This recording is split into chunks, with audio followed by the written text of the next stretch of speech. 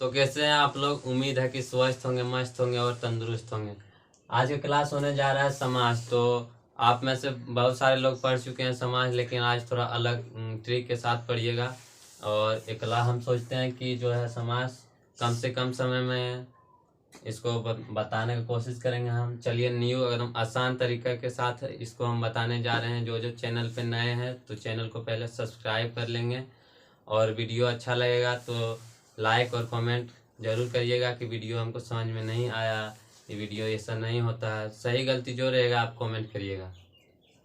तो चलिए स्टार्ट करते हैं। सबसे पहले आएगा क्वेश्चन कि समास कहते हैं किसको। हम लिखे हैं यहाँ पहले समास, तो समास कहते हैं किसको। तो याद रखिएगा, दो या दो से अधिक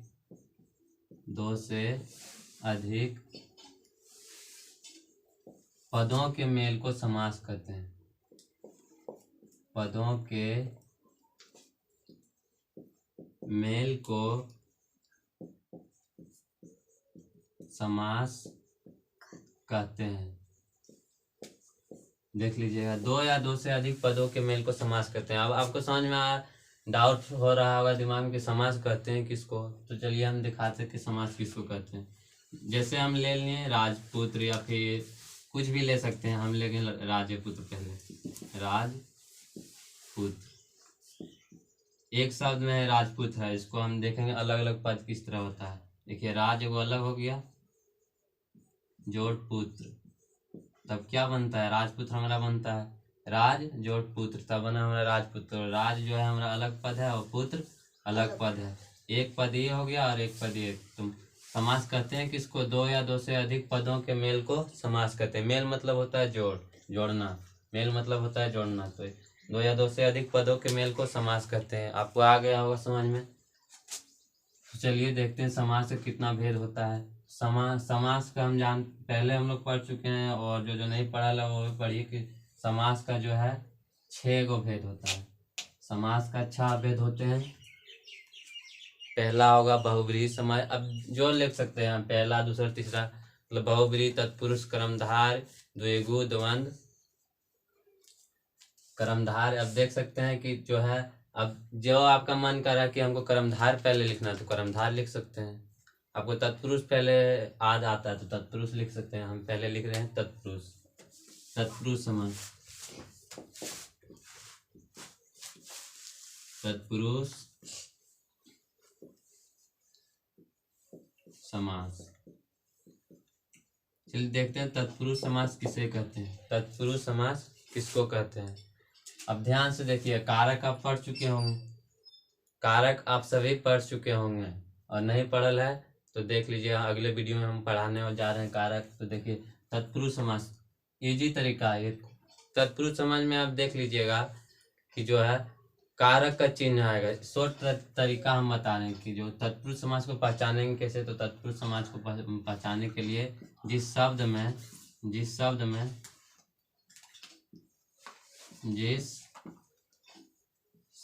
में कारक का चिन्ह छुपा हो, का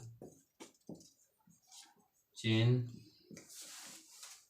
छुपा हो, उसे तत्पुरुष समास कहते हैं।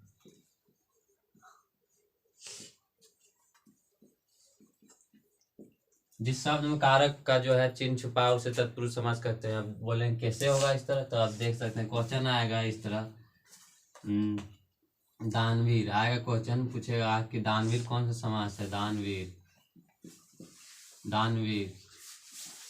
तो दानवीर जो है ये तत्पुरुष समास होगा। देख लीजिए इस तरह का दानवीर मतलब होगा, इसको तोड़िएगा तो होगा दान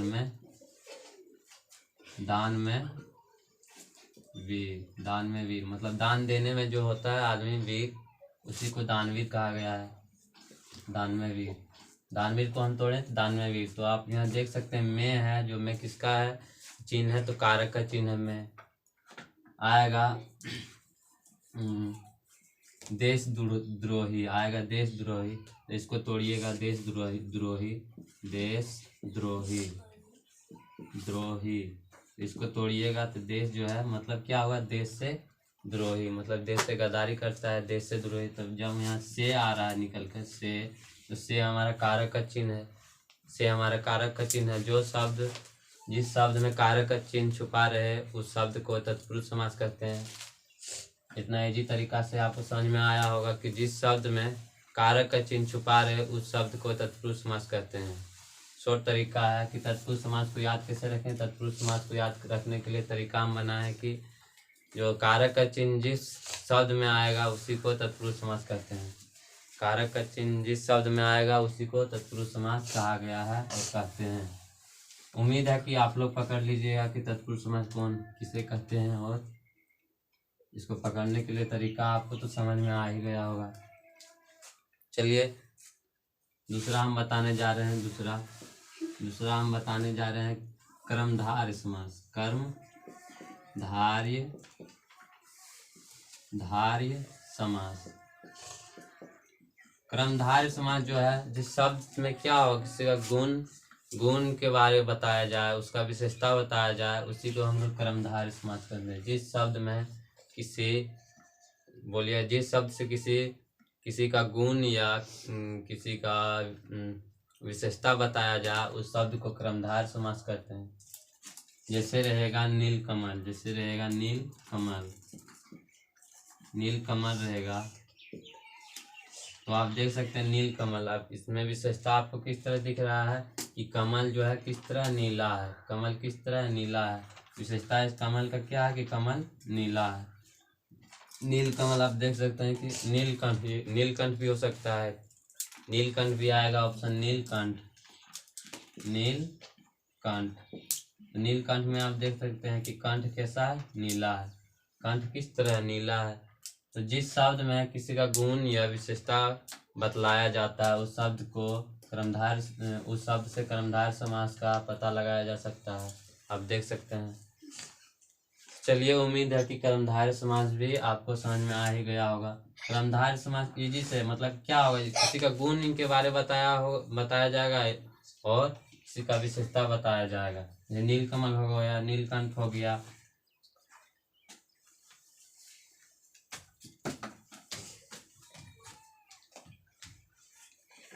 रहेगा क्वेश्चन कमल नयन। तो आप देख सकते हैं कि जो है नयन जिसको हम लोग आँख बोलते हैं, तो नयन किस तरह है, कमल के जैसा। आँख का विशेषता इसमें बताया जा रहा है। तो अब हम पहले आपको बताएं जिस शब्द से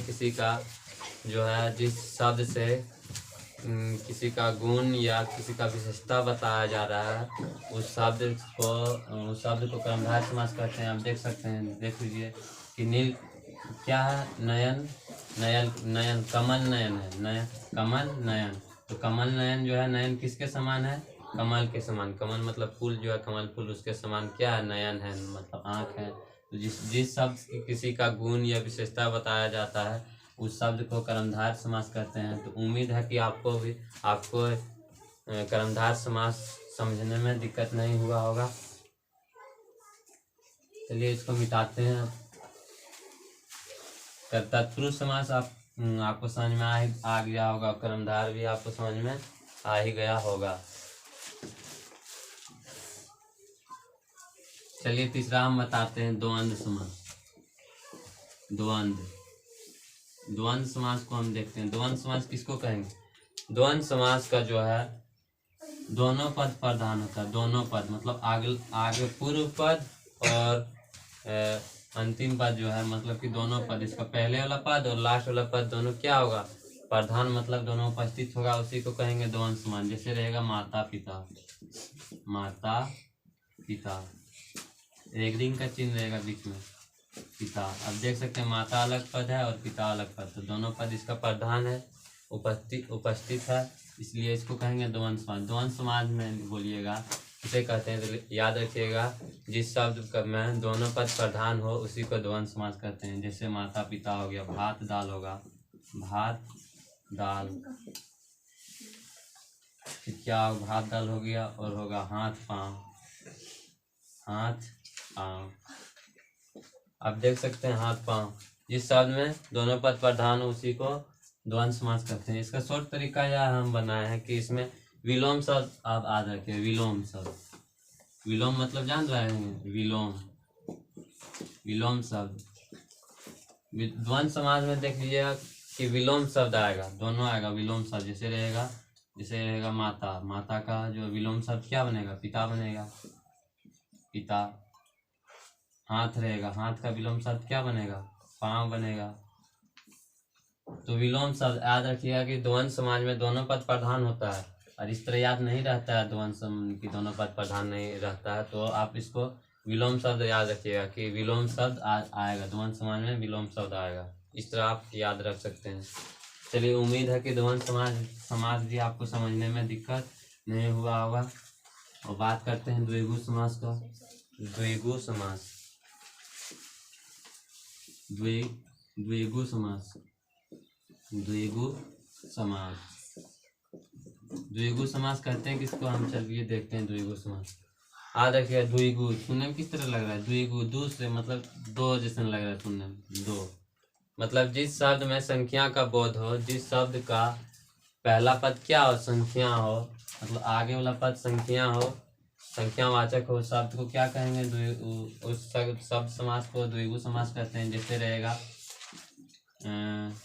त्रिफला, रहेगा त्रिफला, रहेगा त्रिफला। तो आप देख सकते हैं त्रिफला मतलब क्या हो रहा है, तीन गो फल है। त्रिफला मतलब क्या होगा, त्रिफला मतलब तीन यहाँ आ रहा है, तीन का बोध हो रहा है, त्रिफला। पंचवटी होगा, पंचवटी, पंचवटी आप देख रहे हैं मतलब क्या होगा, पांच गो वटी है। जिस शब्द में यहाँ संख्या है, यहाँ त्रिफला मतलब यहाँ तीन निकल रहा है, यहाँ पंचवटी में यहाँ पांच निकल रहा है, आएगा यहाँ क्वेश्चन। तो आप देख सकते हैं त्रिफला पंचवटी, संख्या जिसमें आएगा, दशानन हम बोलेंगे, दशानन, तो दशानन में वहाँ 10 गो आ रहा है सिर्फ, लेकिन वो होगा द्विगु समास नहीं होगा, क्योंकि दशानन से क्या हो रहा है कि दशानन हम कर दिए, लेकिन हो रहा है इसका विशेष दूसरा, और इसका अर्थ मतलब हो रहा है रावण, तो ये बहुब्रीहि समास होगा, लेकिन दशानन द्विगु समास नहीं होगा।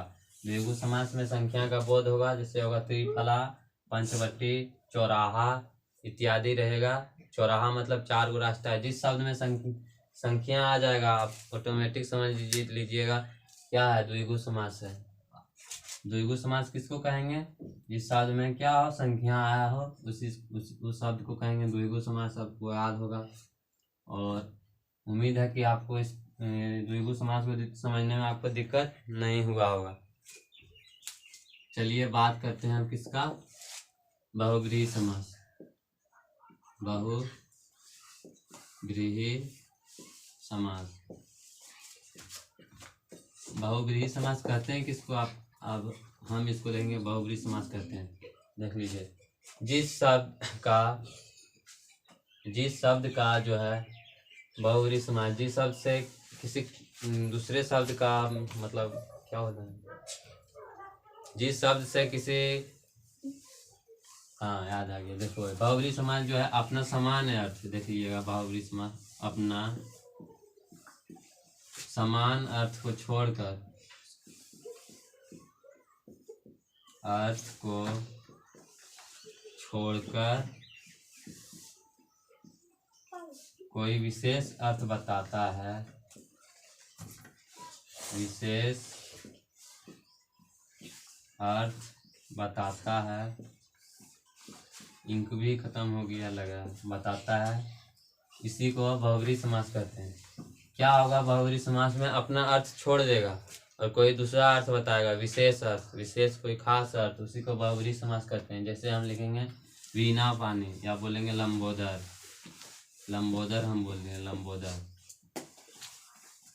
लंबोदर आप देख सकते हैं, लंबोदर, इसका लंबोदर हम बोल रहे हैं, क्या आपको लग रहा है, लंबोदर, लंबोदर किसको कहते हैं, गणेश जी को, गणेश भगवान को लंबोदर कहते हैं।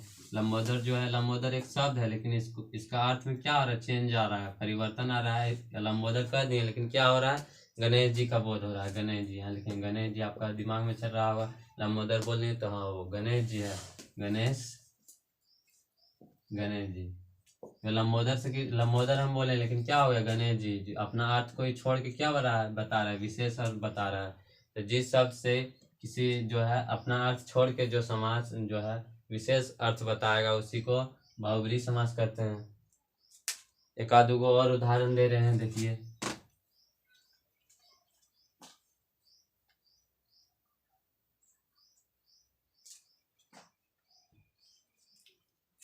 आएगा क्वेश्चन दशानन, जैसे हम बोल दिए दशानन, दशानन। इससे आपको क्या लग रहा है? दशानन मतलब 10 सिर वाला। दशानन मतलब 10 सिर वाला।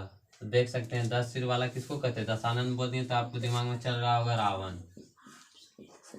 रावण दशानन हम बोल दिए तो आपके दिमाग में चल रहा होगा रावण। तो अपने अर्थ को छोड़ रहा है और दूसरे अर्थ में देखिए परिवर्तन हो रहा है। अपने समान अर्थ कोई दशानन है, इसको छोड़ के क्या हो रहा है? दूसरा अर्थ बता रहा है रावण। दशानन हम बोलिए तो इससे अब क्या लग रहा है कि दशानन बोला है तो इसका होगा रावण। रावण को हम कहते हैं। तो इस तरह का जो भी रहेगा कि अपना समान अर्थ को छोड़ कर कोई विशेष अर्थ बतलाएगा। जैसे हम बोल दिए पंकज, तो पंकज बोल रहे हैं क्या होगा? पंकज, पंकज हम किसको बोलते हैं? कमल को। तो इसको पंकज बोल दिए तो इधर आप देखिएगा कि पंकज मतलब क्या होता है? कमल। तो क्या हो गया? बहुब्री समास हो गया। जो अपना समान अर्थ को छोड़कर कोई विशेष अर्थ बतलाता है उसी को बहुब्री समास कहते हैं। उम्मीद है कि आपको समझने में दिक्कत नहीं हुआ होगा। एक और हमारा बचल है अवयवी भाव समास।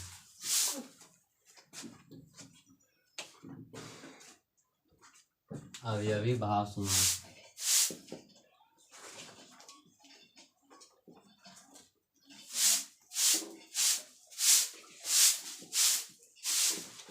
अवयवी भाव समास। अवयवी भाव समास कहते हैं किसको? आप ये देखिए अवयवी भाव समास। जिस शब्द के पहले कोई अवयव लगा रहे उस शब्द को अवयवी भाव समास कहते हैं। जिस शब्द के पहले कोई अवयव, तो बोलिएगा अवयव किसे कहते हैं? तो देखिए अवयव जैसे रहेगा भरपेट, उस शब्द है भरपेट। भरपेट शब्द है, इसमें अवयव आपको क्या लग रहा है? भर देखिए, भर जोड़ पेट। अवयव हमारा भरपेट में देख लीजिएगा कि भर जो है क्या है? भरपेट हमारा जो है भरपेट में अवयव भर है लगन। तो कौन से हो गया? अवयव हमारा यह है भरपेट, भर है। फिर अब होगा यथासंभव, यथासंभव, यथासंभव। यथासंभव को हम तोड़ेंगे तो यथा देख लीजिएगा, यथा जोड़ संभव। तो यथासंभव में आप देख सकते हैं कि अवयव क्या है? यथा लगल है, रहेगा भरपेट यथासंभव। और उपकार इस तरह रहेगा उपकार। उपकार में आप तोड़िएगा तो क्या रहेगा? उप अलग है और कार अलग निकल रहा है। तो उप हमारा क्या हो गया? अवयव। अवयव यही जो शब्द के पहले जो इस तरह का आप दिख रहे हैं यही सब क्या अवयव है। तो जिस शब्द के पहले अवयव लगा रहता है उस शब्द को अवयवी भाव समास कहते हैं। जिस शब्द के पहले कुछ भी अवयव लगल है उस शब्द को क्या कहते हैं? अवयवी भाव समास कहते हैं। उम्मीद है कि आपको समास समझने में दिक्कत नहीं हुआ होगा। और इसके अलावे समास के 6 भेद होते हैं, लेकिन इसके अलावे एक और हम आपको बताने जा रहे हैं जिसका नाम है नए समास, जो नहीं का बोध कराता है। नए समास, समास का पूछेगा कितना भेद है? बोलिएगा 6 भेद है। समास का कितना भेद है? 6 भेद होगा। आप कॉपी में नहीं लिखे हैं तो वीडियो को फिर से देख के कॉपी में लिख सकते हैं। 6 को होता है, लेकिन इसके अलावे हम एक और पढ़ने जा रहे हैं जिसका नाम है नए समास। नए समास, नए समास है ये नए समास सुनने में किस तरह लग रहा है? नए मतलब नहीं का बोध कराएगा। नए समास नहीं का बोध कराता है, नहीं का बोध कराता है। जैसे रहेगा अनुपस्थित, अनुपस्थित। अनुपस्थित से आप क्या सुनने में लग रहा है? कि उपस्थित नहीं है, तो नहीं का बोध हो रहा है। यहाँ कौन सा समास होगा? नए समास होगा। फिर रहेगा अनादर, अनादर। तो अनादर से आपको क्या लग रहा है सुनने में? कि आदत नहीं हो रहा है उसको, अनादर मतलब आदर नहीं हो रहा है। तो नहीं का जिसमें बोध होगा उसी को क्या कहते हैं? नए समास कहते हैं। जिस शब्द से नहीं का बोध हो उस शब्द को, उस समास को नए समास कहते हैं। आप देख सकते हैं। आपको उम्मीद है कि आपको समझने में दिक्कत नहीं हुआ होगा। और अगले वीडियो में आप लोग बने रहिएगा।